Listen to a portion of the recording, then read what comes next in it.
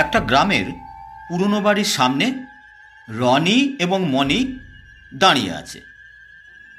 শুনেছিস এই বাড়িতে নাকি ভূত আছে?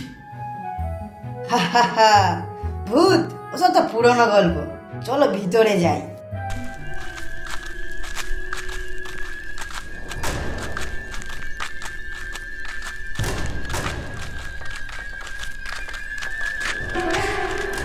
বাড়ির ভিতরে অন্ধকার ঘর।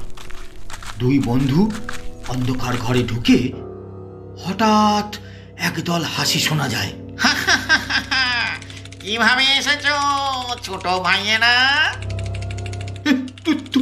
তুমি তুমি কে? তুমি কে? তুমি কে? সত্যি ভূত?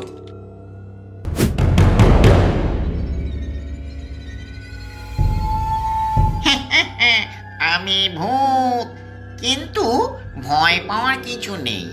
আমি তো খুব মিষ্টি ভূত। মিষ্টি ভূত? ভূত কি আবার মিষ্টি হয়? আমি নাচতে পছন্দ করি। ভূতের জীবনটা একদম আলাদা। তুমি কি আমাদের সাথে নাচবে? অবশ্যই, আসো আসো, একসাথে নাচি। আরে এটা তো খুব মজার ব্যাপার। আমরা ভূতেদের সাথে নাচছি। এখন তো বুঝলে, ভূতরা শুধুই ভয়ঙ্কর নয়, আমরা মজা করতে পারি। তুমি সত্যি মিষ্টি ভূত। হ্যাঁ, আমরা আবার আসবো। অপেক্ষা করো, পরের বার আরো মজার কিছু নিয়ে আসবো। আমরা অপেক্ষা করব।